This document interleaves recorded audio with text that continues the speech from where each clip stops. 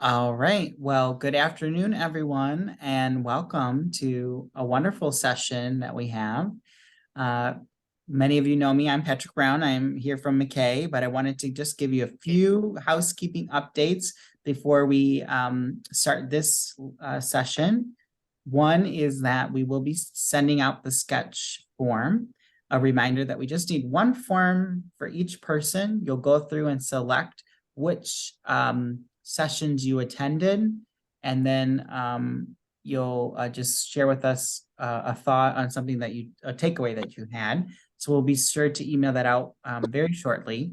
All of the sessions are being recorded, as well as all the materials will be collected and made available to you so that you have access to that information. And you can go back and watch any recording that you missed until June 15th, and you'll be able to earn sketches up to 8.5 sketches through that time. So please keep that in mind as you go forward. So without further ado, I would like to introduce our wonderful speaker that I was introduced to, Janene Erne. She's a regional apprenticeship administrator at the work. Oh, I'm going to go ahead and just make sure everybody's muted. Janene is the regional apprenticeship administrator at the Workforce Intelligence Network, WIN, and she's a U.S. Department of Labor apprenticeship ambassador, which essentially means that anything and everything that has to do with apprenticeship, she knows something about it. And if she doesn't know about it herself, she knows someone who does know more about it. But she does quite a lot herself.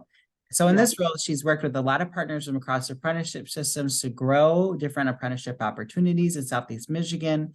And she has over 20 years of experience in career development on apprenticeship. And she's very passionate about connecting industry talent and individuals to those opportunities. And so I thought her expertise may be very valuable to all of us, whether we're a career navigator or an instructor or a program administrator who's working in this space to help our adults transition to the next opportunity that's ahead for them. And many of us are already doing some sort of integrated education and training. Many of us partner maybe with a career technical program already.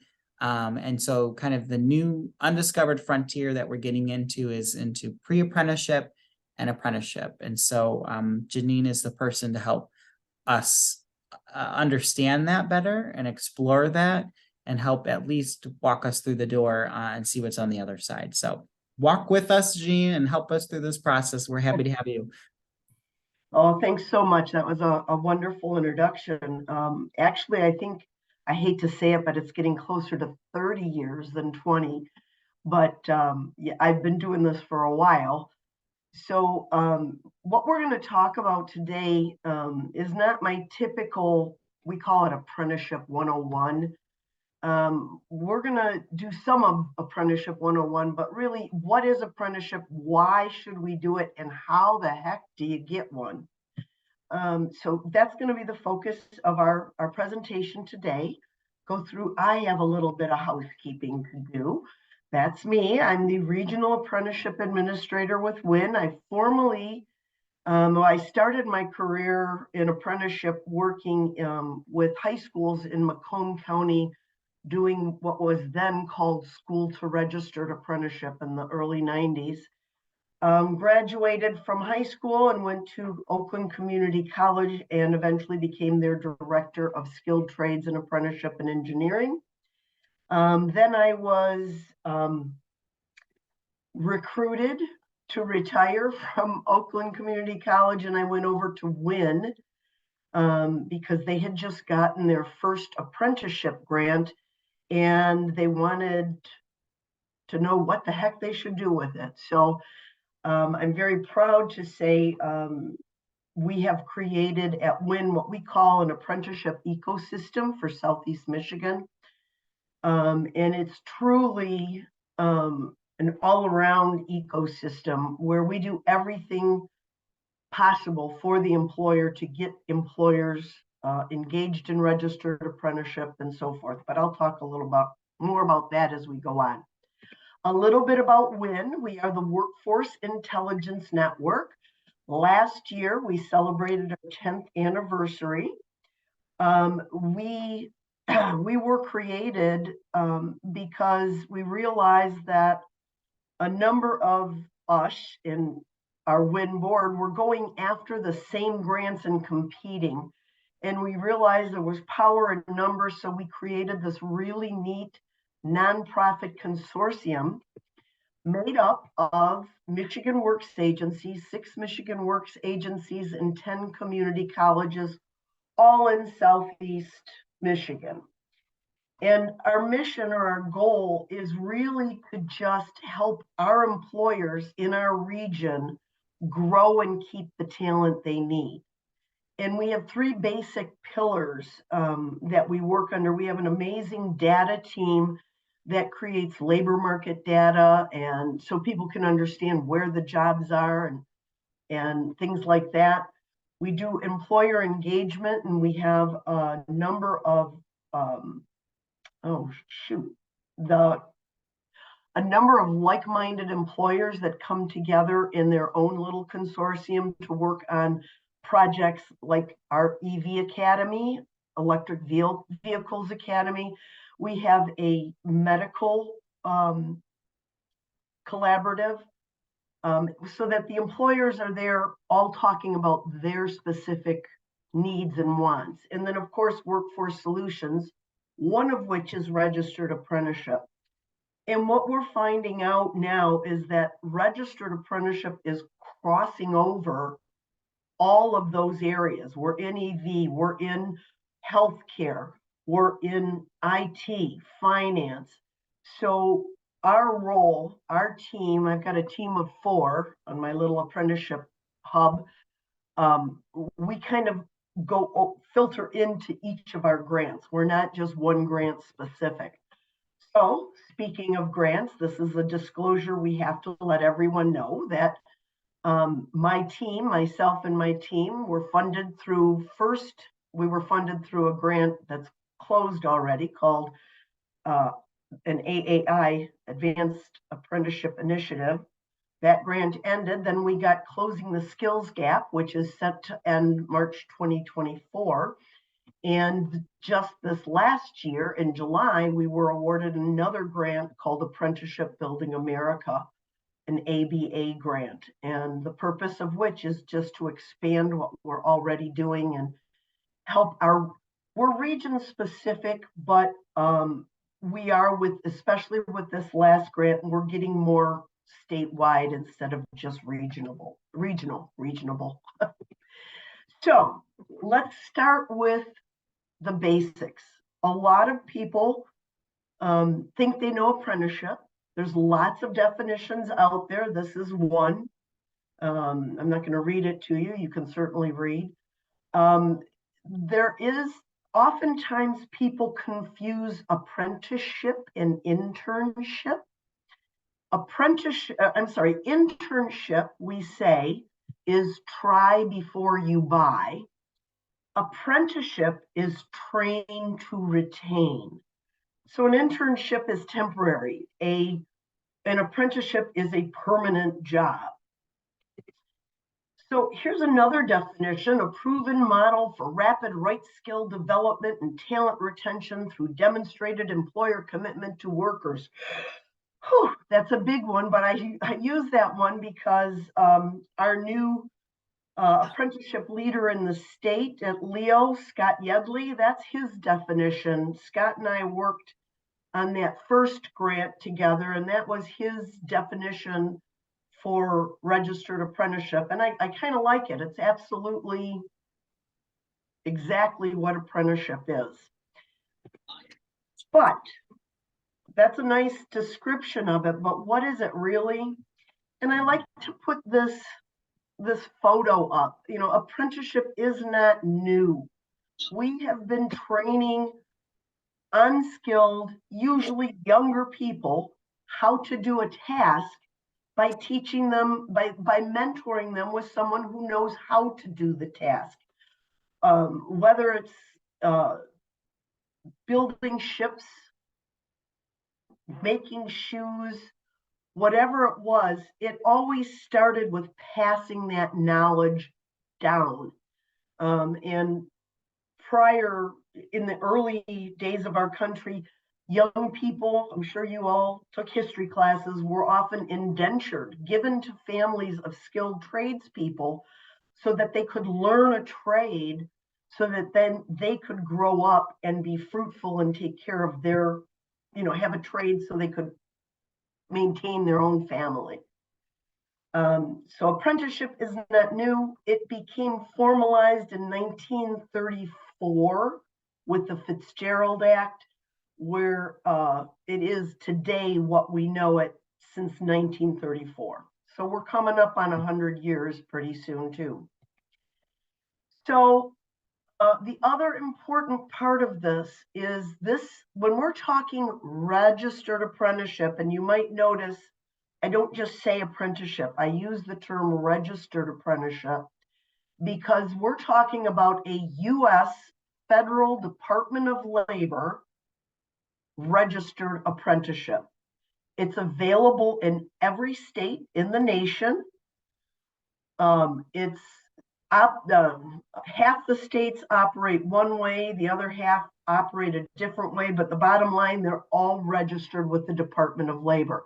So oftentimes people think, oh, Michigan apprenticeship. Well, it's not really a Michigan apprenticeship. The company may be located in Michigan, but they're registered in DC federally.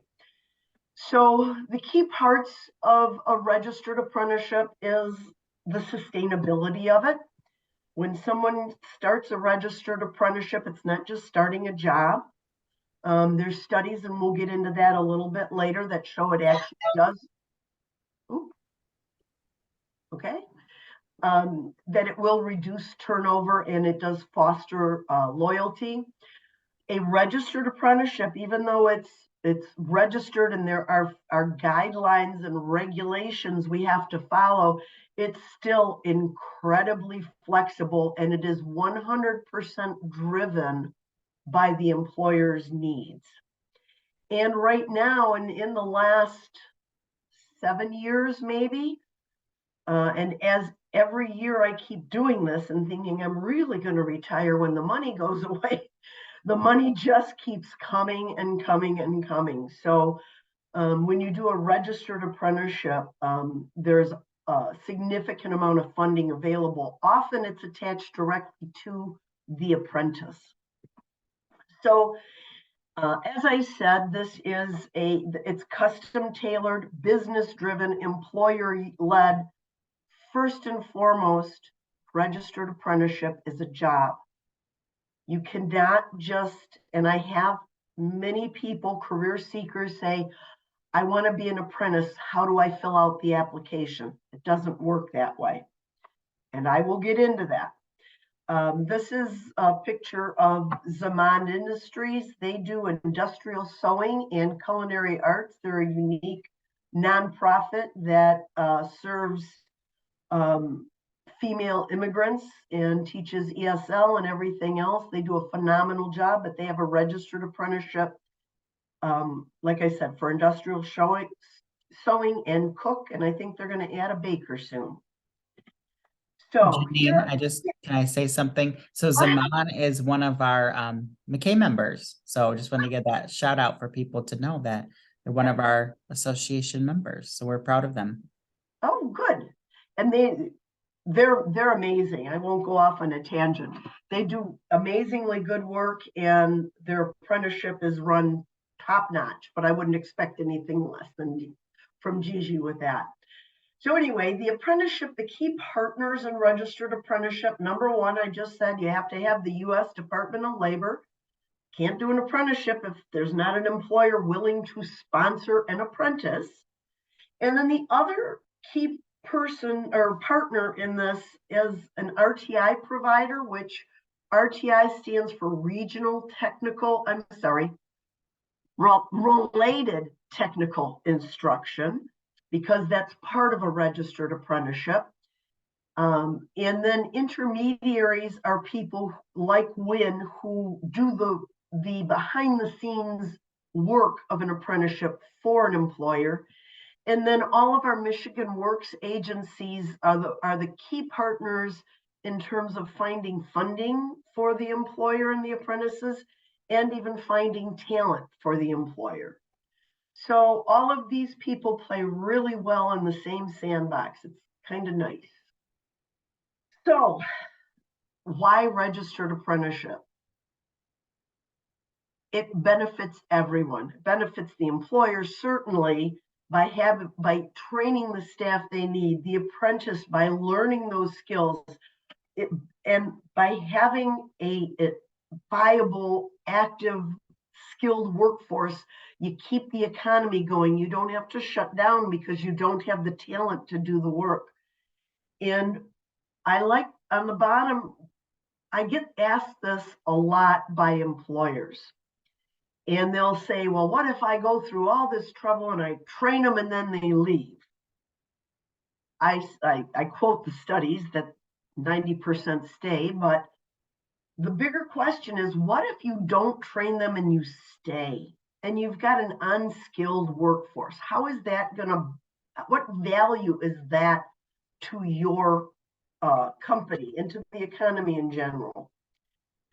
So this is just a quick little case study that I talked about Michigan Works being able to fund the apprentice. In this case, Michigan Works was able to supply starter tools to the apprentice so that they didn't have to go out and buy their own tools. So this is just one example of how Michigan Works worked with that kind of funding. So the benefits of hiring an apprentice. Number one, skills gap, filling that skills gap, recruiting individuals to train in the skills they need. You're not just recruiting anybody to do anything. It's very specific skill building. When you have apprentices doing in the beginning of their work, in their beginning of their apprenticeship, there's a bigger connection with the advanced mentors. They're a closer relationship. But eventually the apprentices are productive, much more productive, and they're at a lower salary range. So it can, it's a bit of a benefit to the employer to get a skilled enough kind of person that eventually they will be higher paid and completely skilled, but it really helps with productivity. I mentioned there's been studies that have done that shows an apprentice is 80% more likely to stay than a regular employee. The US Department of Labor did a study that showed 94% stay after they complete their apprenticeship program.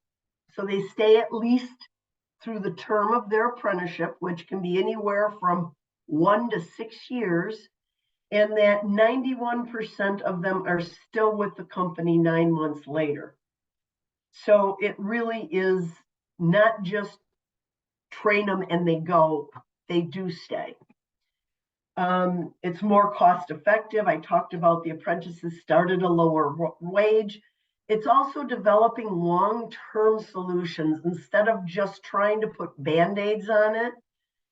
It addresses the immediate labor shortage, but then also develops that pipeline for the future. And often, usually, the apprentices, when they come, they bring a fresh perspective with them. They're often younger.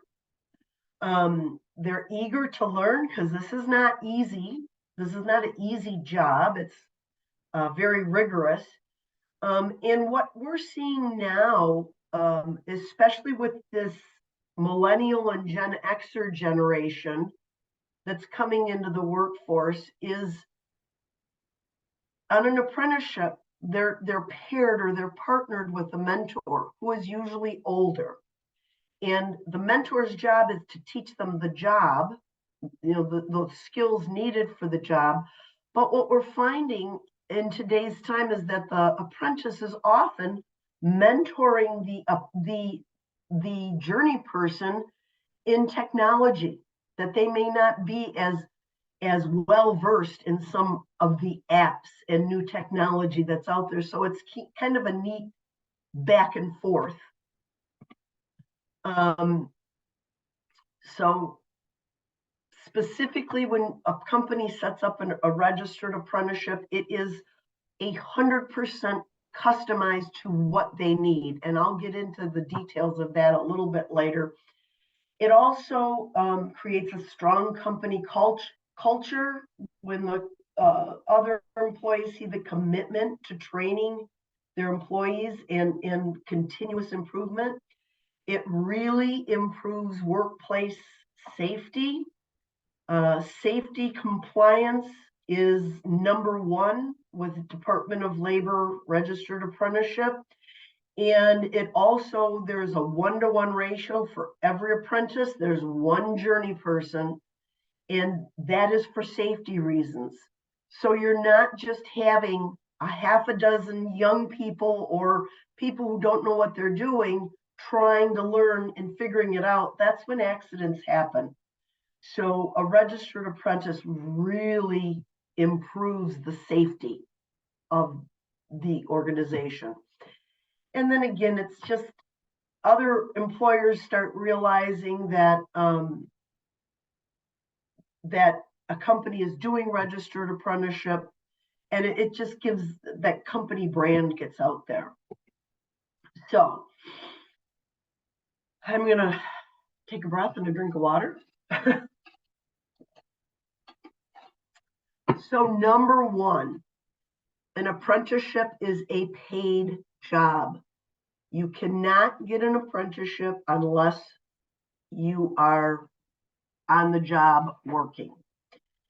The learning it's very structured, and they learn real life skills that will specifically benefit that company. The second part of a registered apprenticeship is what we call the RTI, related technical instruction. That's where an apprentice goes to school part-time and learns theory and courses that are directly related to the skills he's learning on the job. And that's where that "why do I have to learn this" question comes up. It's very evident that the RTI is exactly what they're doing on the job. I had one apprentice tell me, as she was sitting in her electrical class, the teacher kept saying, "This is how this widget worked." And he had diagrams of it, and he was talking about it, and she wasn't getting it until she went on the shop floor and saw that exact widget doing what it was supposed to do. And suddenly the light bulb went off, which is what the coolest thing, if you ask me, about registered apprenticeship is. It's that combination of theory and reality that really instills learning. And then the other important part is that mentorship, a 1-to-1 ratio, where you've got your experts who already do the job, teaching them the tricks of the trade. So it gives the employer a chance to develop and grow their workforce, reduces turnover, creates customized, flexible training solutions. And as I said, it can be tied to funding opportunity. And there's less liability because, as I said, that mentorship, the connection on the job, fewer accidents when they're watched more closely, which means less liability for the organization. Some of the other benefits are you're directly connected with the Department of Labor. And the community trust, like I said, the community learns because you're investing in the local workforce, and you're building relationships with those key partners that I talked about in the beginning. And the other thing that's very important in registered apprenticeship is it really helps the company to ensure that legacy of institutional knowledge or proprietary knowledge, so that institutional knowledge is getting passed down to someone before they walk out the door. So it's a very important part of that, because once that knowledge is gone, it's gone. So now, in terms of the apprentices, what's the benefits for the apprentice are many. Number one, it's not just a job. They're going into a career. They're learning from an expert. They're not just being told, here's a job, watch this video, go do it. It's a daily mentorship that happens. They will be developing industry recognized skills. And as they're going through their apprenticeship, they start at an entry-level skill wage. And as they grow through the program, their wage grows with them. And most importantly, well, maybe not most importantly, but one of the bigger benefits is there's little to no college debt.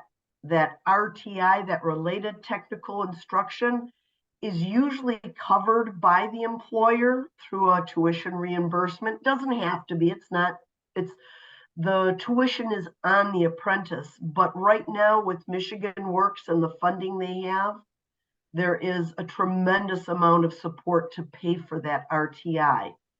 So they're getting a long-term career with very little, if any, college debt. And they're at the end of their apprenticeship program going to be earning a nationally recognized credential. And as I said in the beginning, registered apprenticeship is in every state in the nation. So they get this credential and they realize they don't like the Michigan winters anymore and they want to go to Hawaii or Florida or Arizona for the sun. If there's an apprenticeship program or a skilled trade that they are doing that's in those states, they can take their credential as proof that they're a skilled electrician or whatever it is. And this is another little case study for this young man. Started a CNC program in August of 22, and he's apparently doing very, very well. A CNC program apprenticeship, registered apprenticeship, is a four-year plan. So if you see the little quote on the side, he's working full-time, going to school part-time. Usually it's 1 or 2, if you're working days, it's 40 hours of 9 to 5 or whatever, and then school 1 or 2 nights a week, 6 to 9 or 10. And at the same time, he's managing his family and living his life. So it takes a lot of dedication, but there's a lot of support for it out here now. These numbers are fake. I just did easy numbers. If anyone knows where you can get a college degree for $10,000 a year, let me know. Maybe a community college, you probably could, but it'll be close. Anyway, this is just an illustration that I do, especially when I'm talking to students themselves, is to show that you have 2 career paths. When you graduate from high school, that's not the end. You have to do something if you want to be a productive member of society. You need to get some kind of further education, but it doesn't necessarily have to be a 4-year degree. So what I like to show to do this is just to compare. If someone was to do an apprenticeship, instead of a college, when they go to college, it costs them $10,000 every year.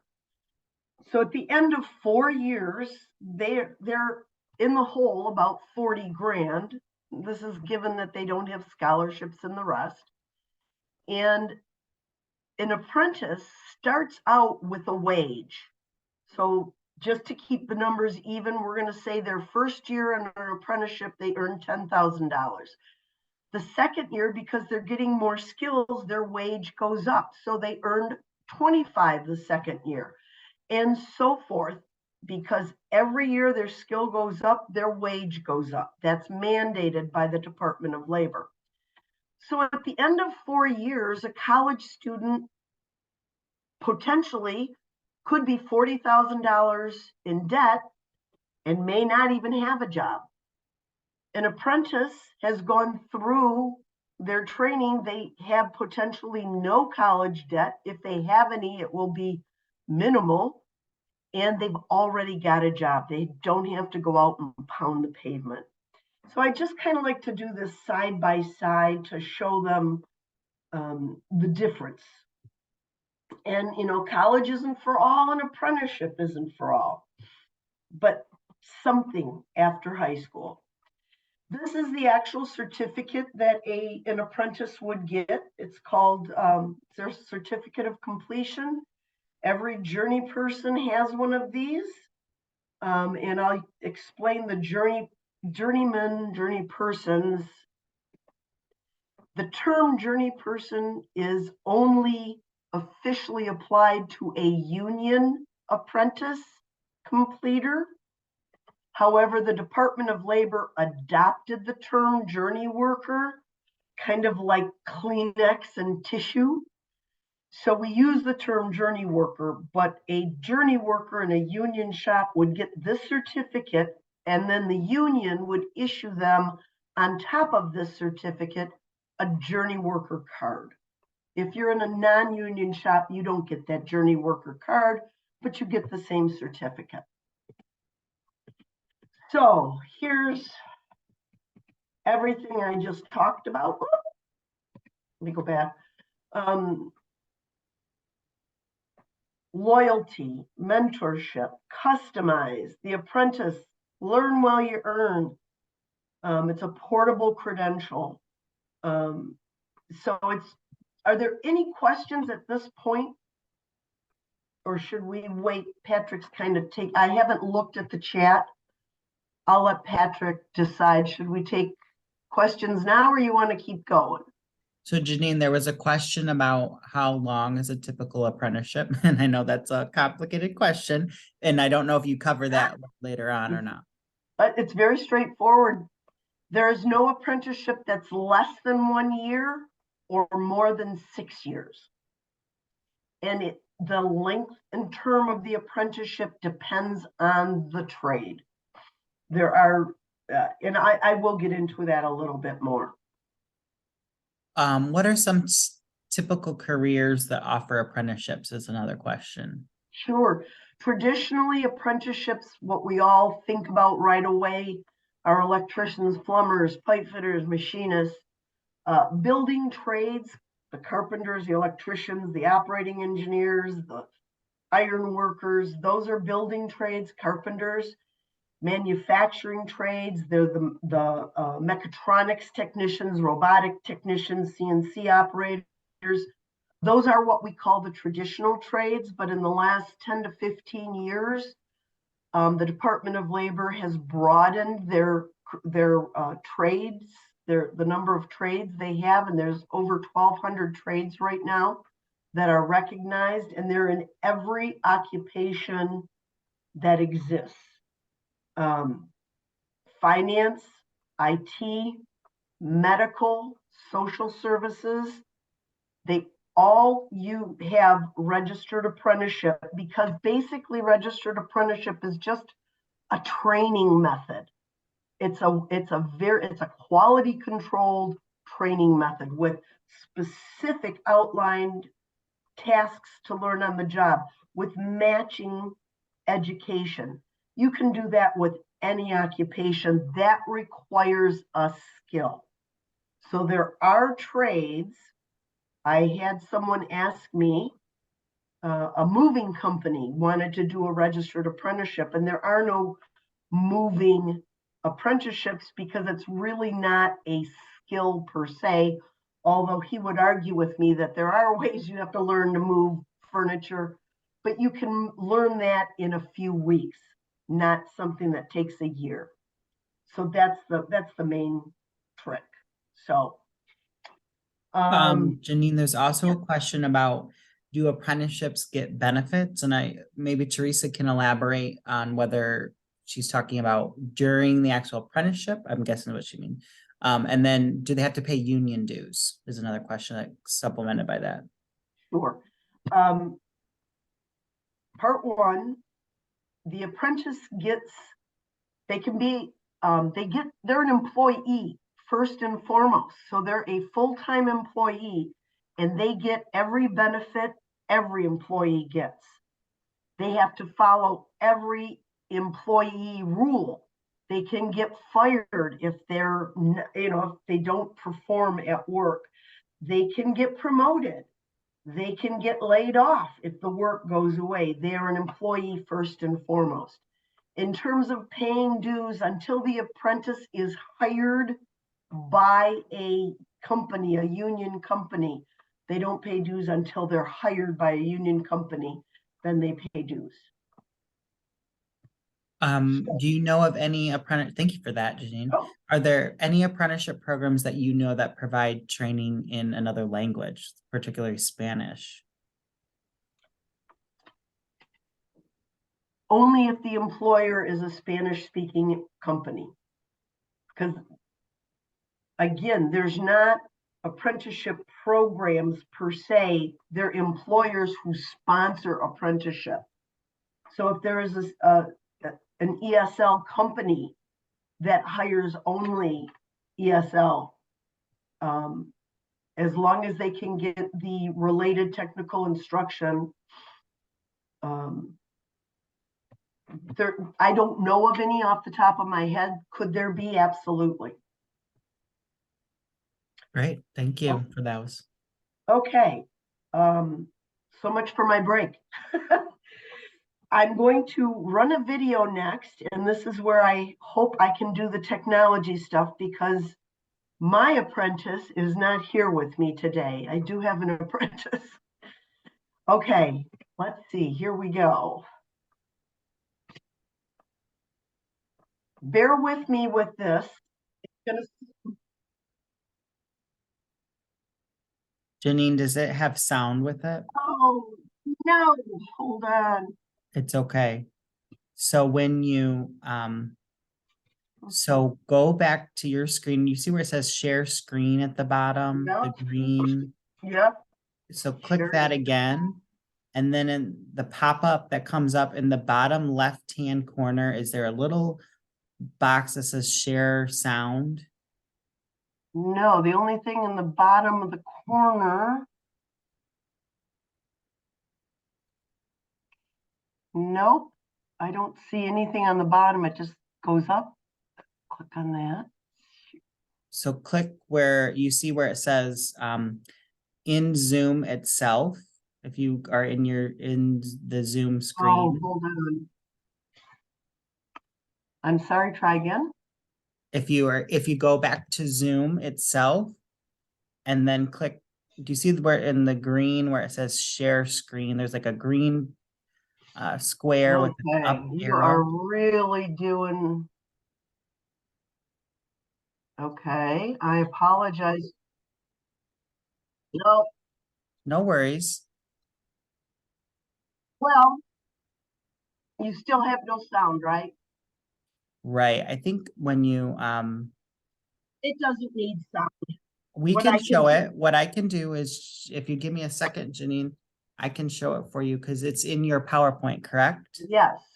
And I have your PowerPoint. So if you'll give me, Okay. if you want to do a little juggling act for Sure. 80 seconds, I will pull it up for you. Okay, and it really, it's not that important to hear sound. It's just a moderator talking about how they're taking the tires off and they're doing this and they're doing that. So it's not really Here we go. critical. Let's see. And then I got to get back to sharing mine. All right. Patrick, you got me. I'm confident. Here we go.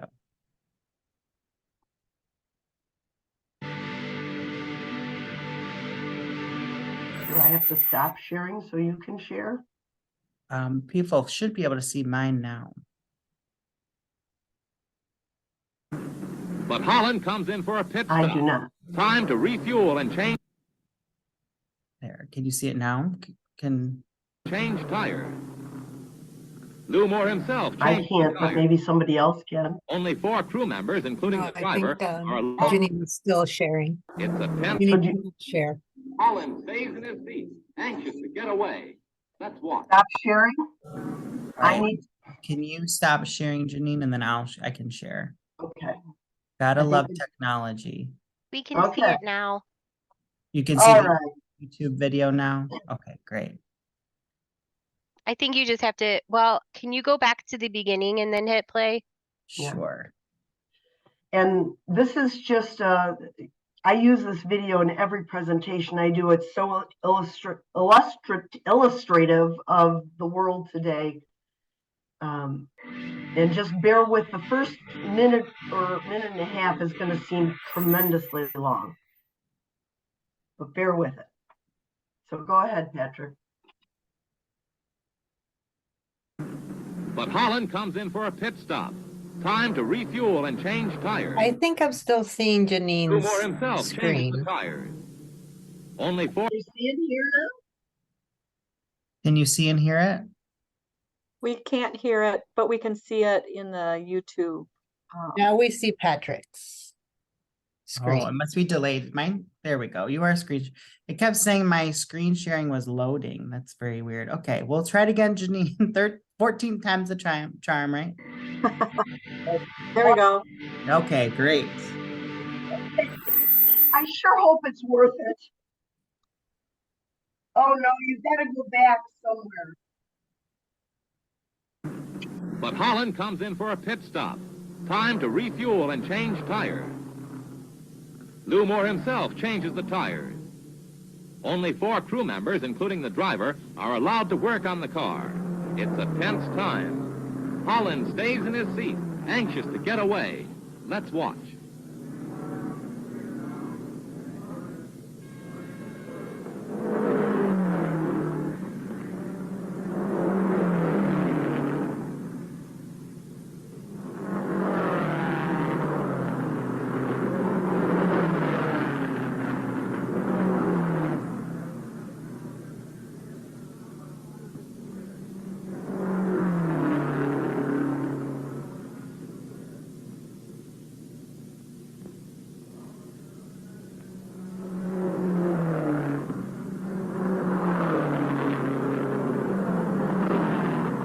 Point, see soon. The tires are changed at last. A crewman polishes the windshield as Holland moves away just 67 seconds after he stopped. 67 seconds. Fast forward to 2013.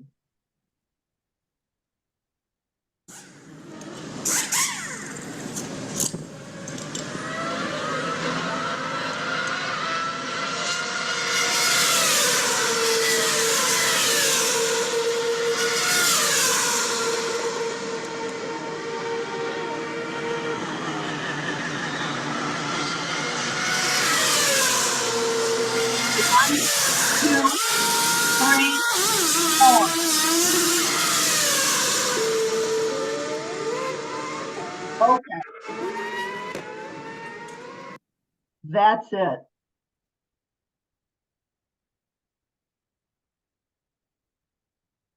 Now you can stop it now. Okay, I stopped sharing my screen, Janine.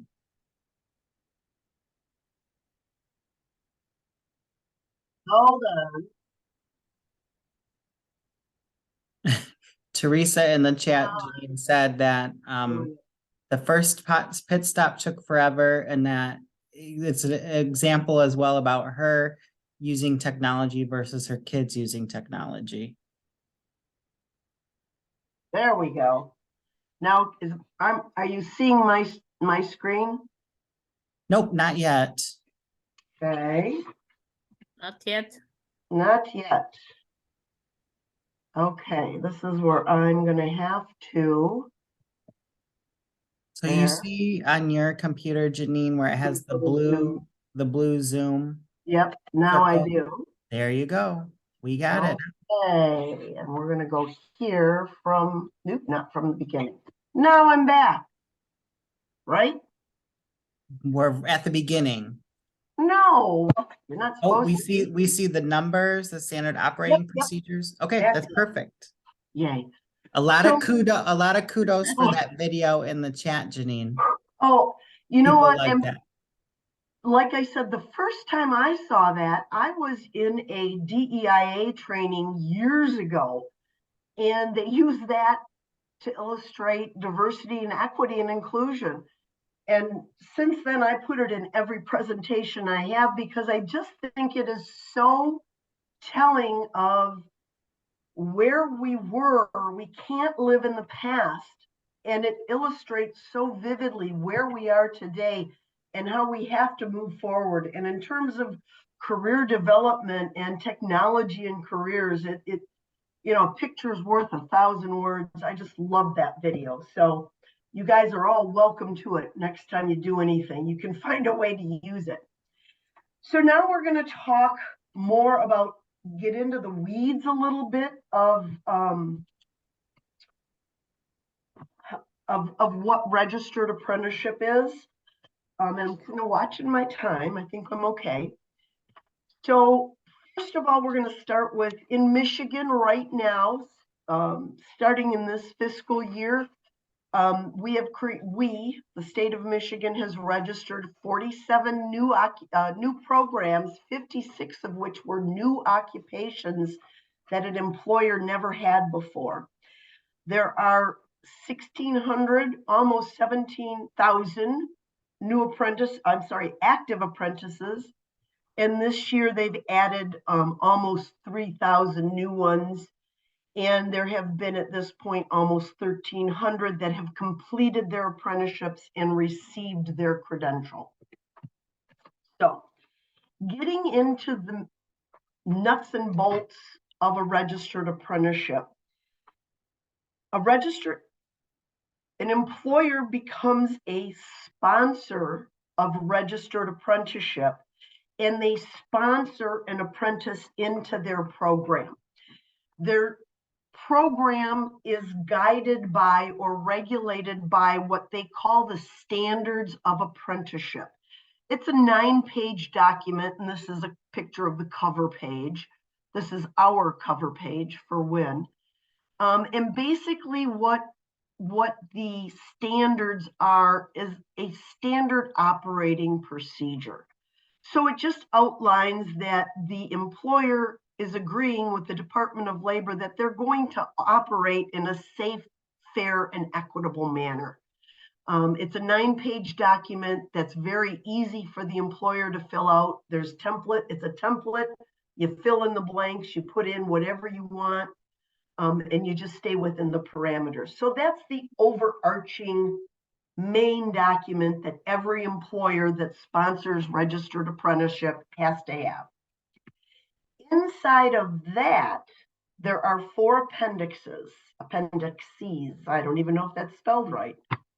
And those are really the building blocks of a registered program. I'm not going in order A, B, C, D. I'm going to start with the easiest document to fill out, is called an Appendix D, as in dog. That is simply a signed sheet of paper with, you can see basic company address, phone number, etc. That's by signing Appendix D, the employer says, I agree, I'm going to operate under the standards we created. That's submitted to the Department of Labor along with a copy of their standards. Appendix C is not crucial day one. An employer has 2 years to fill out Appendix C and create an affirmative action plan. And usually if it's a small mom and pop and they've only got 1 or 2 apprentices, they don't have to create an affirmative action plan, but the Department of Labor, especially of late, is very, very cognizant of DEIA, and they want to make sure that the apprentices are all treated fairly, obviously.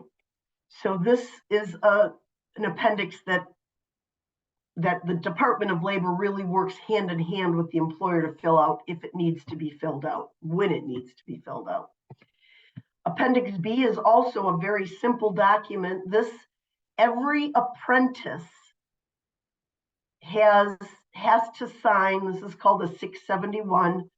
They sign this form, it's submitted to the Department of Labor, and it's the form that recognizes them and registers them officially as an apprentice. And again, it's very straightforward, easy to fill out.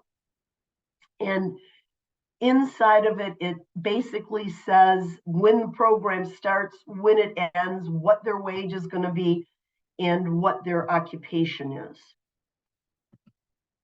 Excuse me. Appendix A, the meat and potatoes of the program.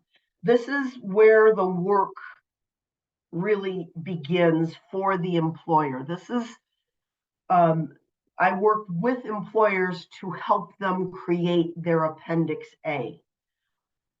We give them samples and they basically fill in the blanks. But when we get to part of it, it's very difficult, not very difficult, it can be time consuming to create that work plan.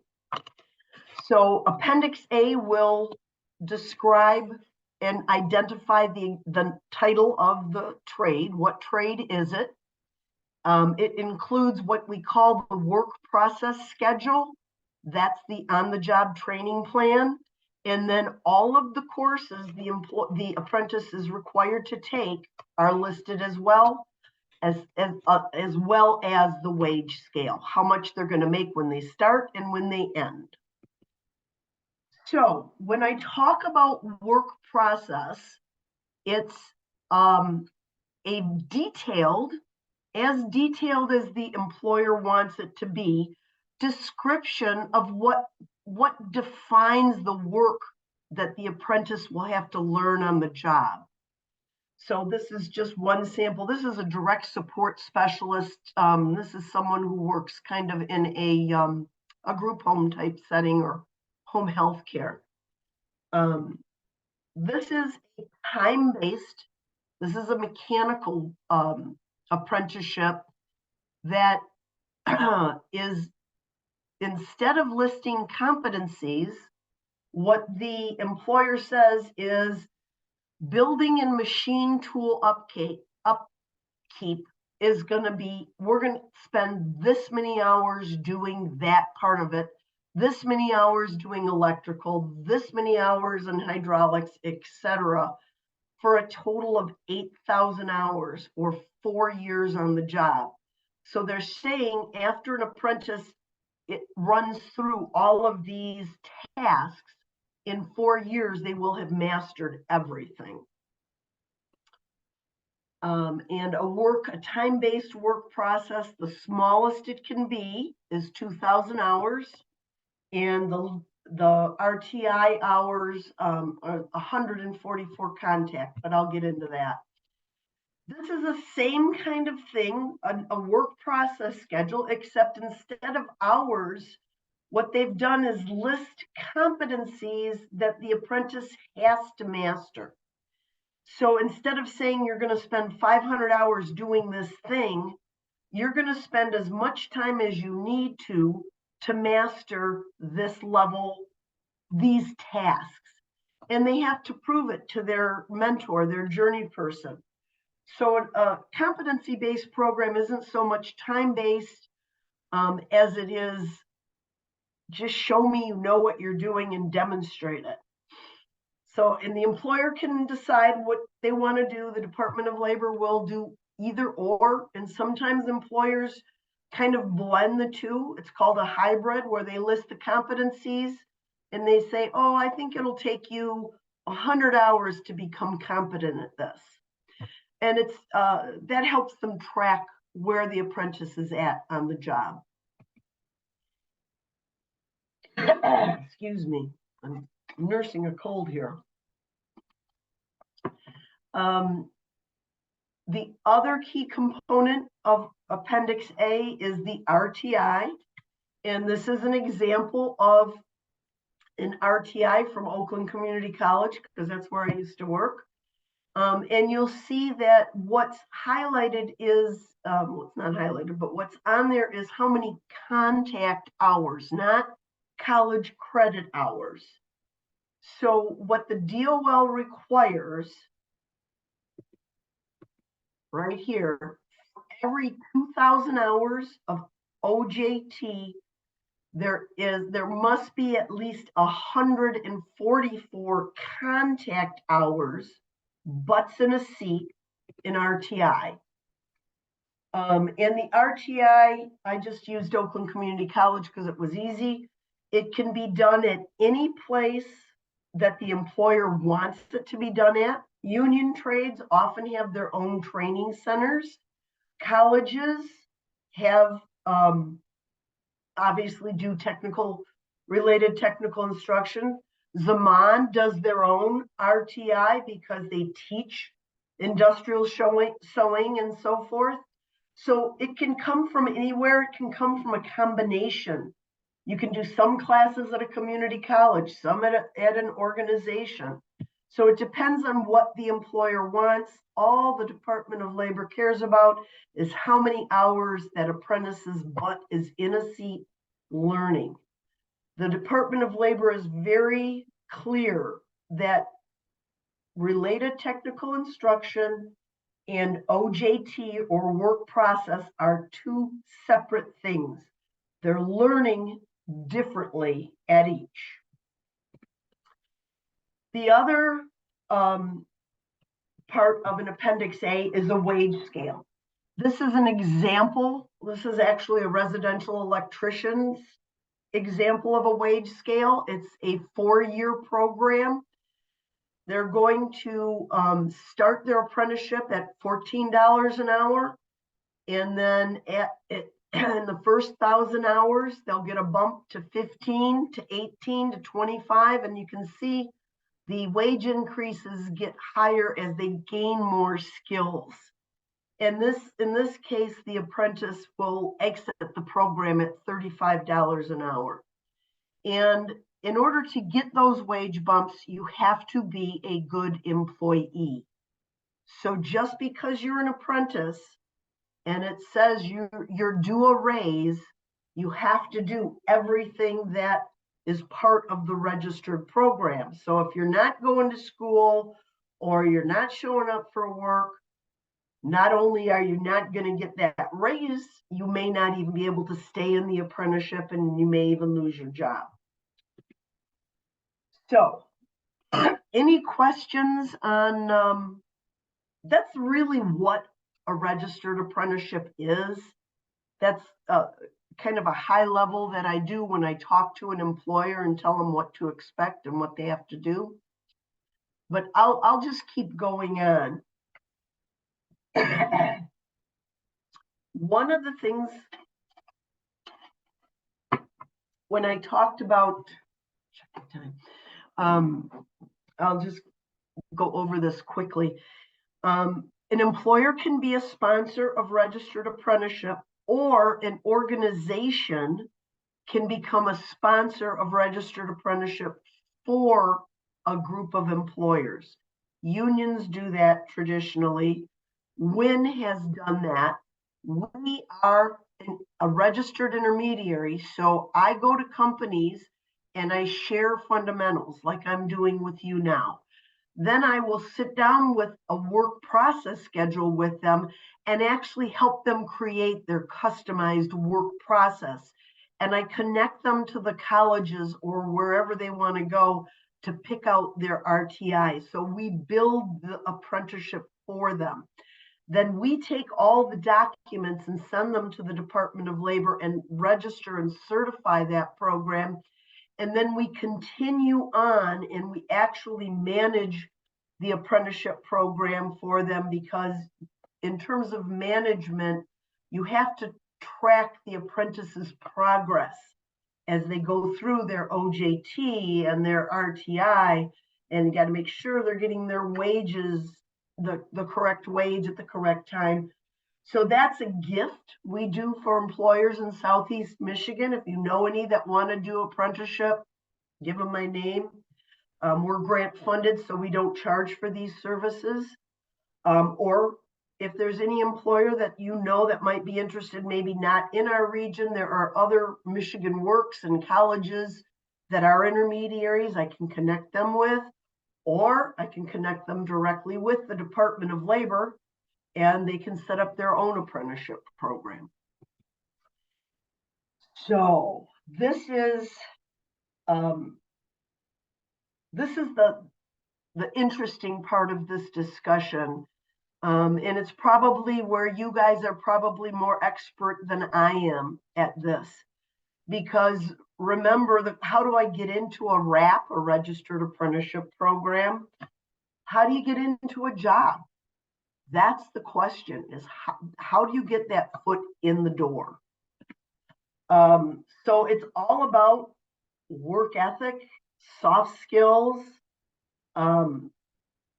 And today, drug testing is a big deal. A lot of, especially younger people, think because it's legal in Michigan that they don't have to worry about drug testing.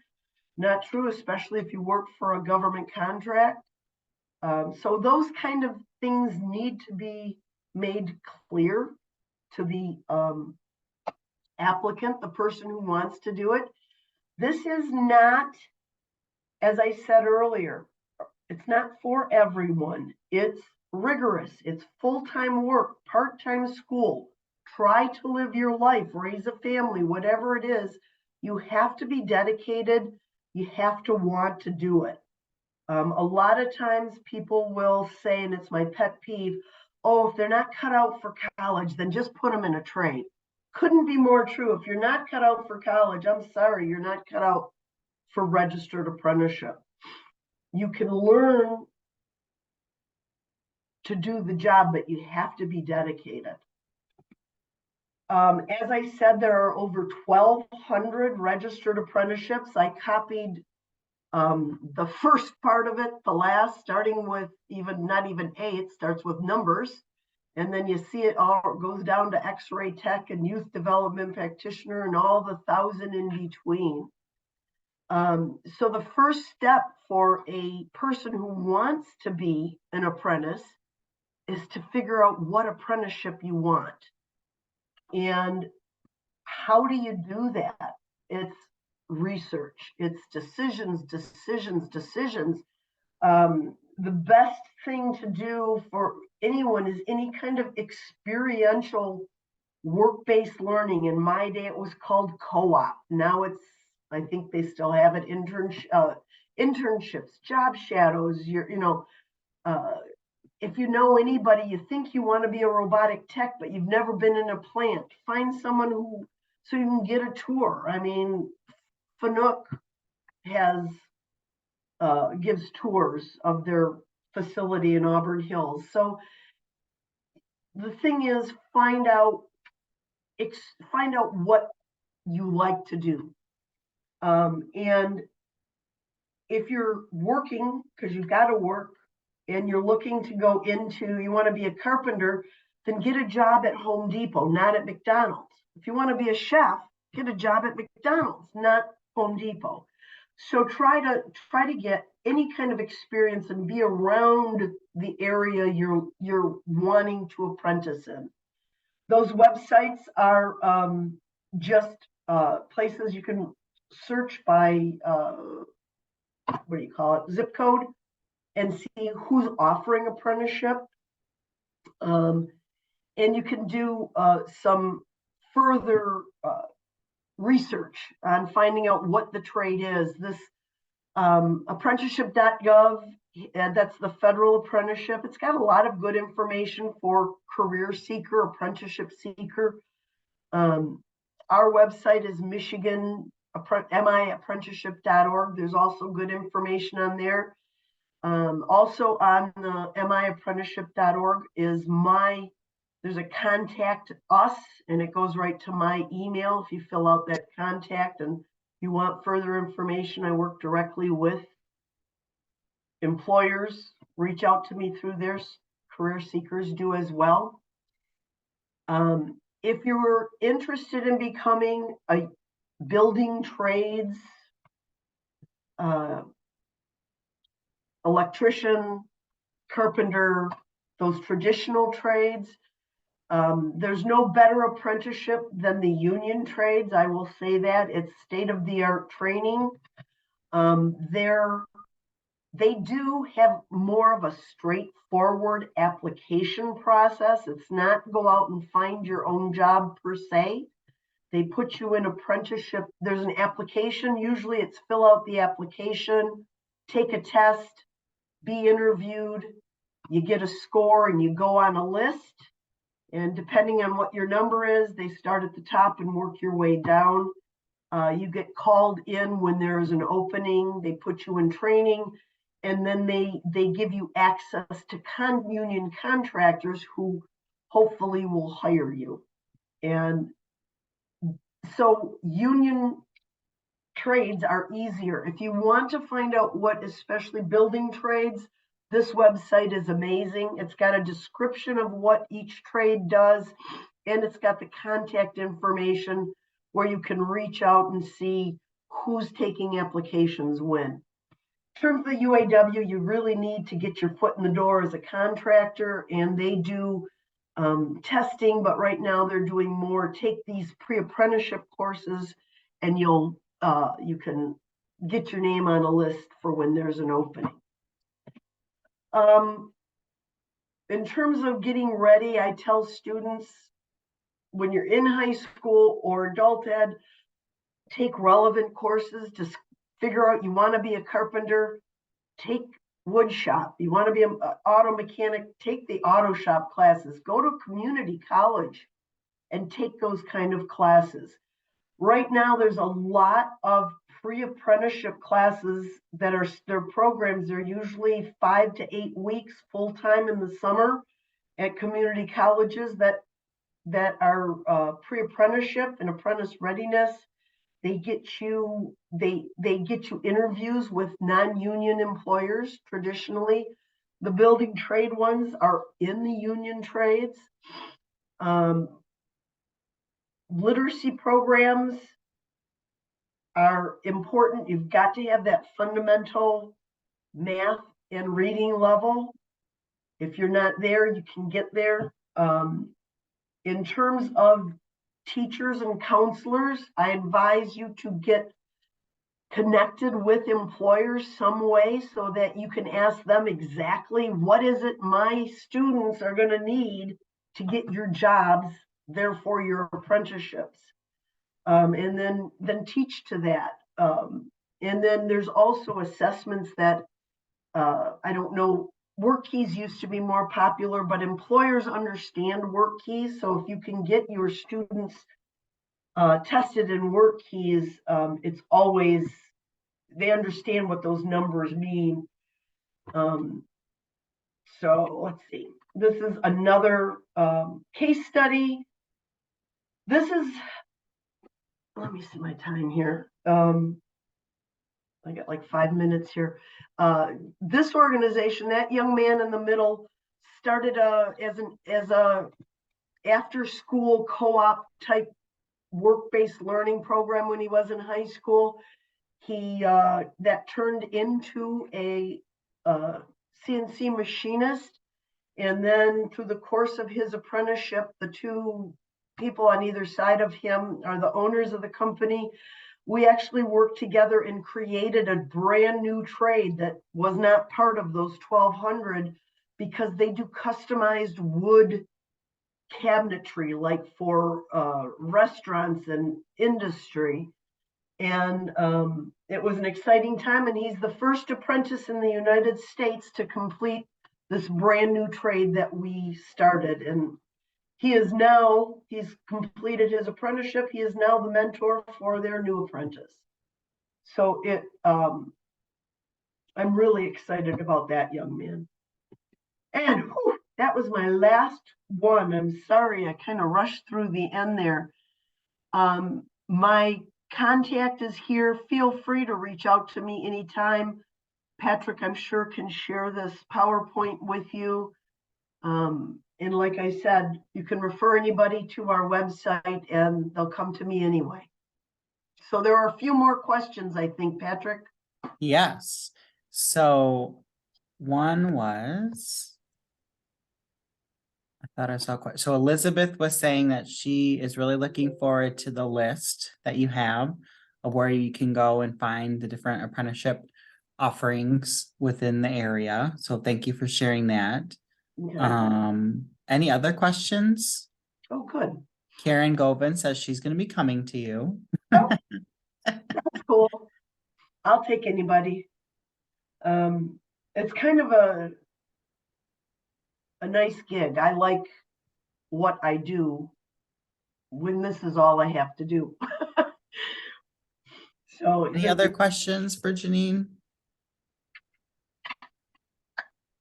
thank you All all. right. Well, thank you so much, Janene. You know, this is really the first step, I hope, in a wonderful partnership with you and just having you as a contact. And it's so wonderful to see that you're working with Southwest Solutions, Karen's her team, and Zaman, Gigi. We actually just had for our fall conference, Janene, which I think Janene's going to come to fall conference, so you all see her there. We're going to work on those details, but we had Zaman do their in their cooking, they did baking, they made cookies for the conference. That was a nice thing to kind of Yes. show the wraparound of our students and the different things that they're doing, and so it was a nice kind of thing in everyone's bag to have that. So Yeah. Zaman did a really nice National Apprenticeship Week, which is hunting, the first day of hunting season in November. And they didn't cater it, they cooked all the snacks. It was amazing. exactly. I loved going to that one. Well, thank you so much for sharing your knowledge with us. Thank you for being a partner, and not only that, but really an advocate for making this system work, right? Yeah. I mean, it's taken so much of your time and expertise to learn the ropes and learn the system, but also learn about the key players. And that's just an important part for us as we explore where adult education fits into this. So thank you for leading the Thank way you. and doing all that. All right, and everybody have a great weekend and a happy Mother's Day. You too. Thank you so much, Janene. Take care, Bye. everyone. Bye-bye.